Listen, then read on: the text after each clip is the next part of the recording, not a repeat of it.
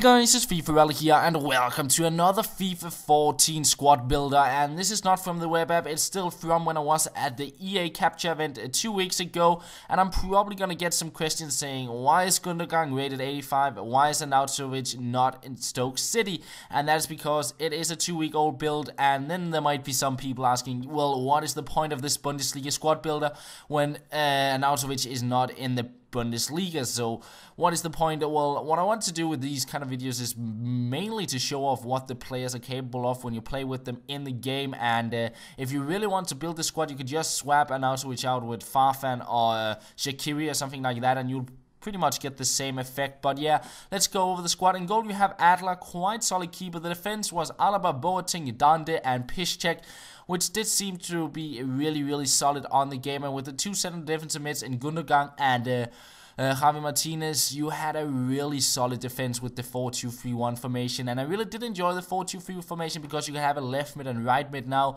So we had Diego on the center attack mid, being the playmaker, and then Eto'o and Elia on the two wings, and they did create a lot of chances for me in this formation, and that seemed to be where you created a lot of chances just overall. And then finally you had Lewandowski on the top with the 4-star skills now and an extremely good striker as well. So let's go over the squad. In goal we had Adler as our goalkeeper there, and he seems to be probably the choice you want to go for if you cannot afford Neuer. You could probably also go for Weidenfeller, but I think it's between those two, and I found Adler to be a quite solid keeper on the game. He seemed to save most of the stuff I wanted him to, and apart from that, the defense took care of most of the other stuff. So yeah, a quite solid keeper for his price, I could imagine.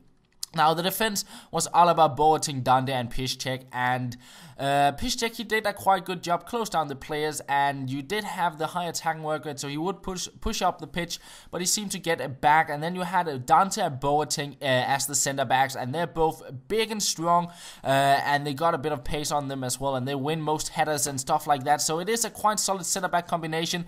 And finally you had Alaba on the left back, and he just closed down everything. He seemed to be everywhere, and he could push up the pitch as well. Now moving on to the midfield, we had 5 players: Martinez, Gundogan, Diego, and then Eto'o and Elia. And I'd have to say Gundogan and Martinez didn't create that many chances. They just seemed to like stop their attacks from my opponents, or at least slow them down, so my like Alaba and Piszczek could get back in time and kind of defend. But it was mainly the 3 front players in the midfield that was really fun to play with: Eto'o, Elia and Diego. And here you see a bunch of clips from Elia, and he could probably have been the outstanding player in the midfield if he had scored goals, because that was something I seemed to struggle with him, and that's probably just me taking some bad shots, because dribbling with him is extremely fun. You can easily go past defenders with him, and he got the 5-star skills still, which is really awesome. But just taking the shots, I lacked being a little bit clinical and didn't really get any goals with him, but I created quite few cool chances with him, and going back and forth with those 5-star skill moves, and he was a lot of fun to play with. So he's definitely one of the players I will be picking up quite early on the game, because he's probably going to be a somewhat cheap player to use in the start of Ultimate Team. Now, another player we had in the midfield was Diego, and here you see a few skill moves from Lewandowski, but you will find Diego here, and we try out a little bit of a volley, but it is safe. But Diego, he was the playmaker in the midfield. He created a lot of chances, and this was kind of a weird situation. I played Nepenthes, and for some reason he rushed his keeper, and it's probably not a montage worthy goal because you see the keeper rush out, but still I thought it was some sort of a nice goal, fling it back over the defender and volleying it over the keeper there to get a quite cheeky goal there with Diego. And he was a good player to play with. As I said, he was the playmaker, and here he finds Eto'o, which is the final player of the midfield, and he was the player I chose to be the outstanding player, because did he score some good goals for me. He seemed to be the guy to get the skill goals with. He was really fun to play with.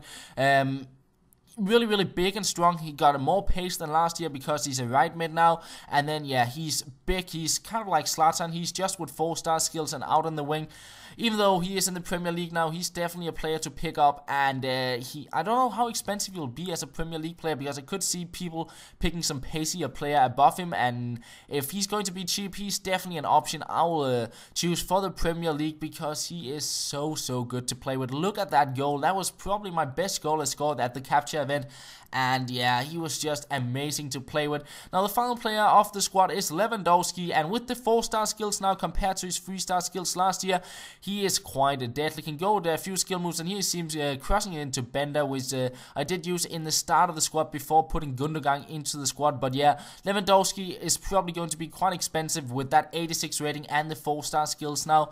But yeah, that is pretty much all for the squad, and the video is coming to an end here with the final goal, and that's all. I hope you enjoyed the video, and thank you for watching, and I'll talk to you later.